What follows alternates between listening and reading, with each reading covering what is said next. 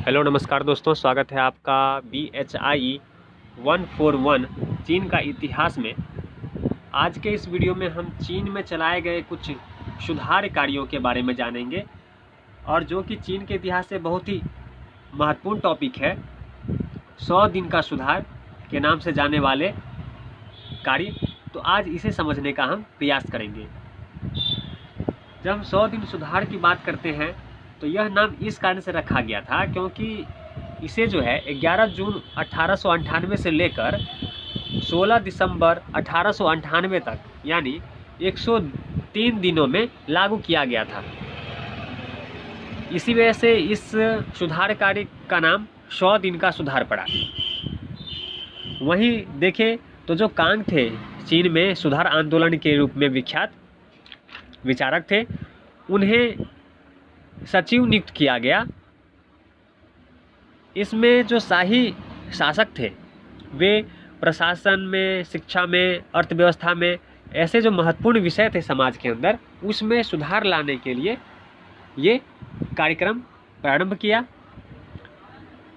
इसमें हम देखें तो इसी क्रम में जो कार्यरहित अधिकारी थे, जिनके पास कार्य नहीं था, ऐसे पदों को समाप्त किया गया।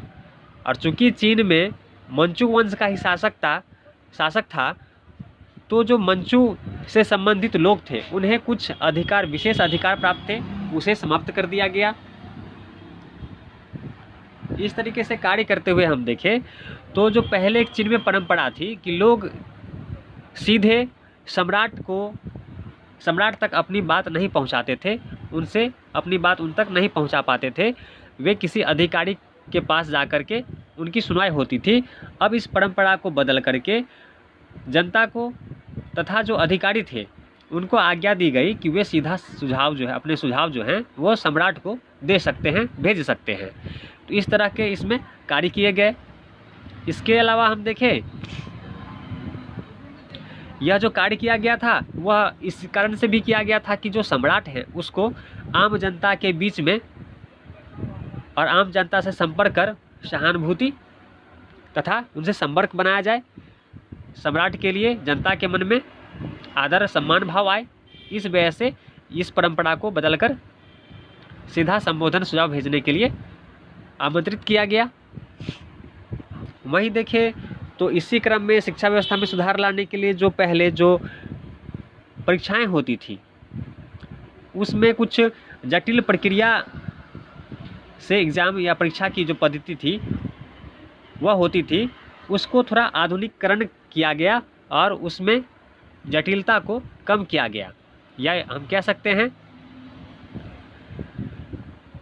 कि इसमें जो नई पद्धति थी एग्ज़ाम की या परीक्षा की, उसे प्रारंभ किया गया।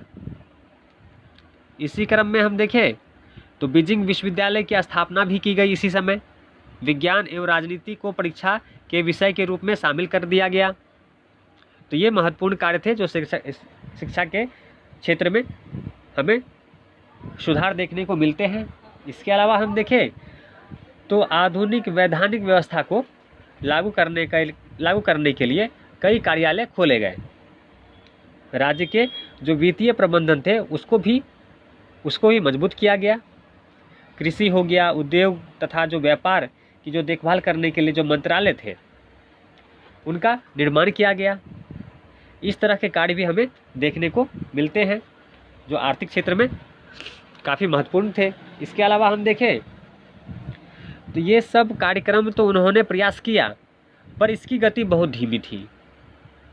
तो सुधारकों का कुछ ऐसा समूह भी था जो मानने लगे थे कि सबसे पहले राजनीतिक परंपरा जो है, जो छिंग सरकार की जो प्रशासन व्यवस्था है उसमें सुधार किया जाए, क्योंकि जब तक उनमें सुधार नहीं होगा वे इस तरह के कार्यक्रम चलाएंगे जो बहुत ही धीमी गति से चलेंगे और उसका कोई खास प्रभाव इन सुधारों में देखने को नहीं दिखा। इससे चीन की जनता के मन में छिंग सरकार के लिए अविश्वास पैदा हुआ। उनका जो छिंग सरकार से जो एक लगाव था यह मोह भंग हुआ। इस प्रकार से हम देखें तो एक स्थिति बनती गई और बाद में हमें इसी क्रम में कई आंदोलन विद्रोह देखने को मिलते हैं।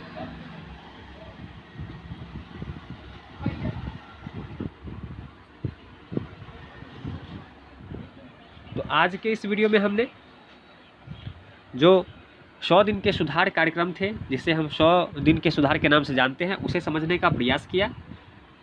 ऐसी महत्वपूर्ण टॉपिक के साथ मिलते हैं अगले वीडियो में। तब तक चैनल को सब्सक्राइब करें, लाइक करें, शेयर करें।